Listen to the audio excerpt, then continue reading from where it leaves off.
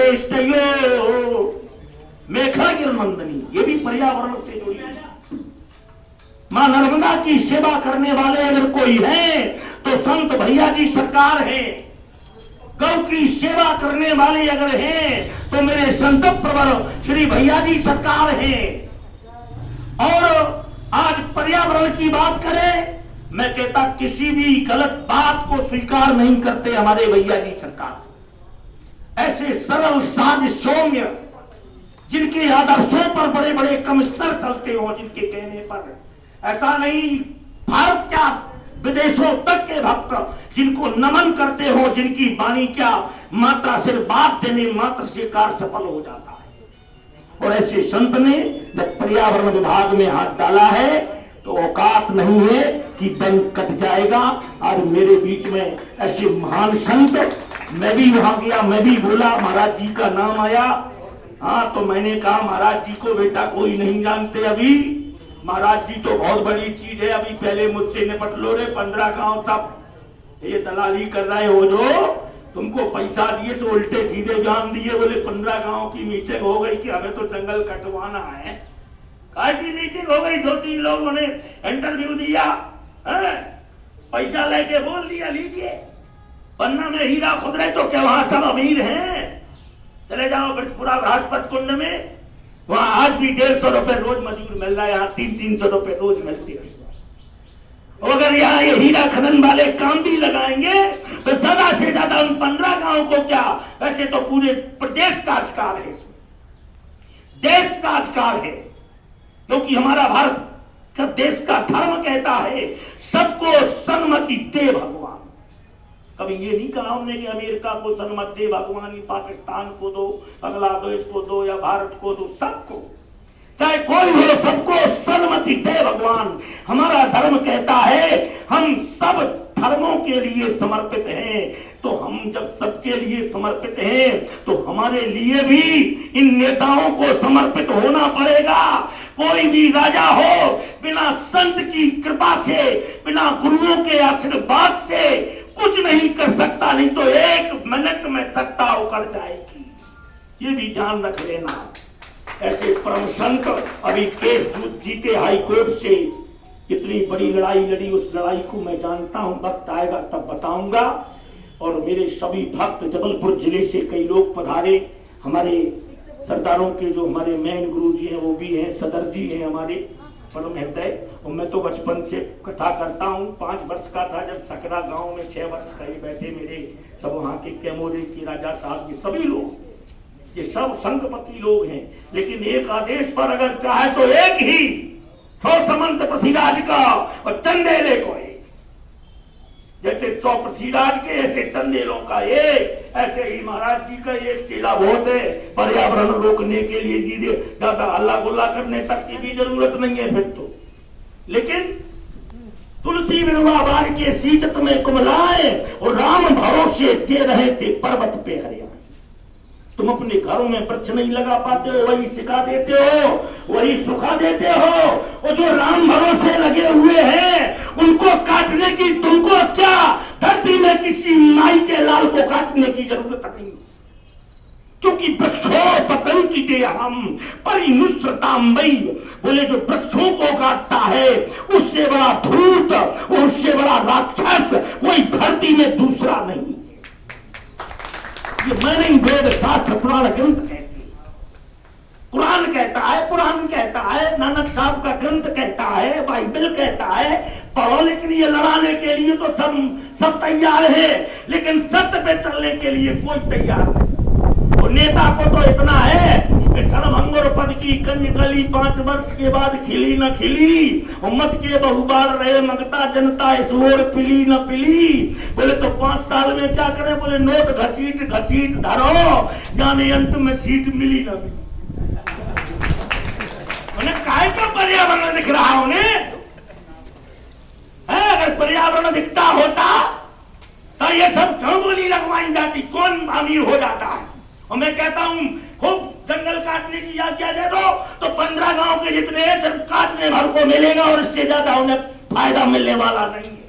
कटाई लेंगे 200 की, कभी 300 रुपया देंगे और क्या कर लूंगे, बाद में हु करते फिरोगे पैसे वे सब फिर रहे पन्ना में, और जो अमीर है वे तो खुदवा के तुम्हारे घर से उठवा ले, तो बदतमीजी करोगे हैं। ये नेता लोग चाहे तो मैं तो कह देता हूं उनके मुंह पे के धरती पे बैठ जाए, गंगा जल से धुलवा देना, वो भूमि पवित्र होगी जहां ये नेता बैठ जाएंगे। एमएलए की जेब में 8 जेबें होती, 4 इस तरफ और 4 इस तरफ। एमएलए का मतलब कुछ एमएलए, कुछ एमएलए, कुछ एमएलए, फिर एमएलए, फिर एमएलए, फिर एमएलए। तो ऐसा नहीं, ऐसे महान संत हमारी धरती को गौरवान्वित करने आए हैं, जिनका मैंने देखा है जैसे सिकंदर के सुकरात थे, ऐसे ही ये सुकरात हैं, ये फकीर भी हैं, ये संत भी हैं, ये हर धर्म के पथ पर चलने वाले हैं। मैंने देखा इनके तपोबल को। आज अन्न ग्रहण नहीं करते, मैं जब गया था आज से 2-3 साल पहले तब भी ग्रहण नहीं करते थे, और आज भी उसी स्थिति में मैं देख रहा हूँ कि महाराज जी आज भी अन्न ग्रहण नहीं कर रहे हैं, क्योंकि संकल्प है कोई ऐसा उनका। क्या करते हैं, भगवान की महिमा है, तो चमक बराबर तेज होती जा रही है। तब भी मैंने देखा, तब भी ऐसे ही थे, तब अब और मस्त दिख रहे हैं। तो ये महान विभूति है। तो ये किसी धर्म की नहीं है, हम लोग किसी धर्म के नहीं है, हम लोग किसी पंथ के नहीं है, हम तो सत्य पर चलने वाले हैं। और सच चाहे जितना कड़वा हो, धस जाए तीर सीने में, वो सुनने वाला दिल मिला उठे, लजपत हो जाए पसीने। तो भैया सत्य सत्य होता है, और सत्य की आवाज उठाने वाला अगर धरती में कोई संत है तो वो हमारे संत भैया जी सरकार श्री महाराज जी, जो हमारे बीच में विराजमान है। सरल सहज ऐसी गौ की सेवा करने वाला, वृक्षों का वृक्षारोपण करने वाला, उनके अनुयायी वहाँ लाखों की संख्या में है। विदेशों से लोग आते हैं सिर्फ महाराज श्री के दर्शन करने। अभी पिछले वर्ष चातुर्मास में छिंदवाड़ा में पाताल कोट है, जहाँ दिन उगता ही नहीं है, तो 3 बजे दिन के वहाँ सूरज दिखाई देता है थोड़ा बहुत।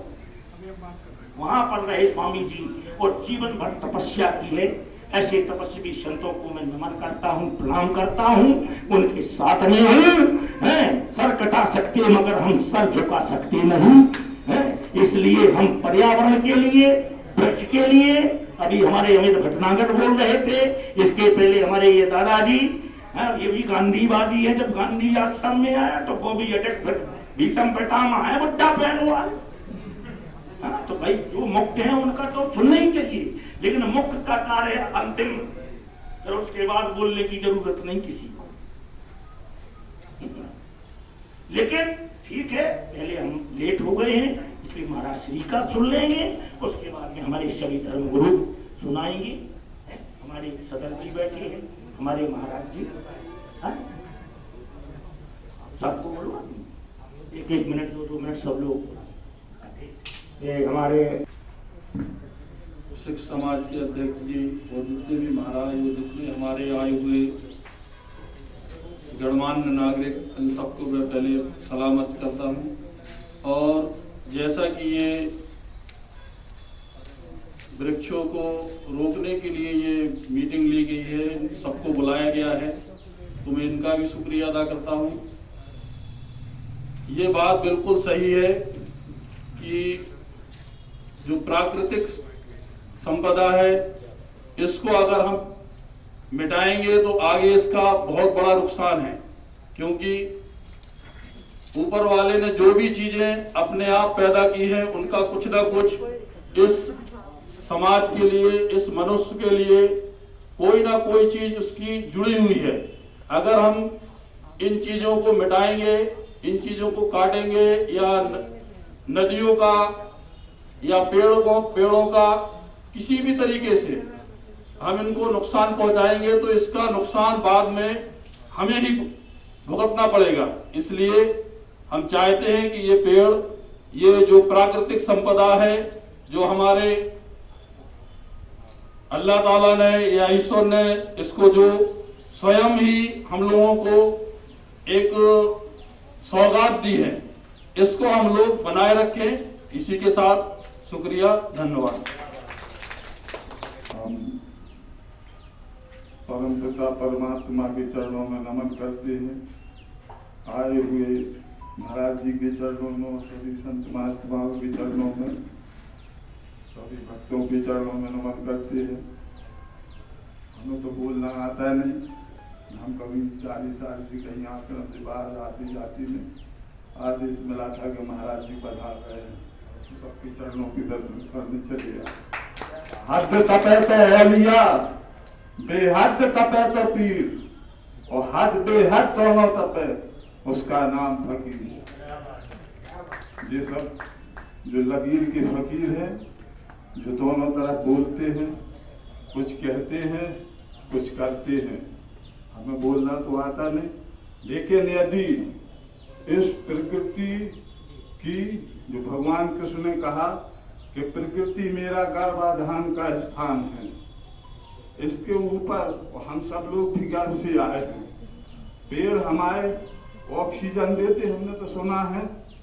और ये पेड़, वो ऑक्सीजन की अभी कोरोना के समय में पूरे देश को जरूरत पड़ी, हमारे जिला में भी जरूरत पड़ी, हर जगह जरूरत पड़ी, और हमारे जिला के पेड़ काटे जा रहे, तभी तो हमारी वहाँ काट रहे, हमारे वहाँ मर रहे।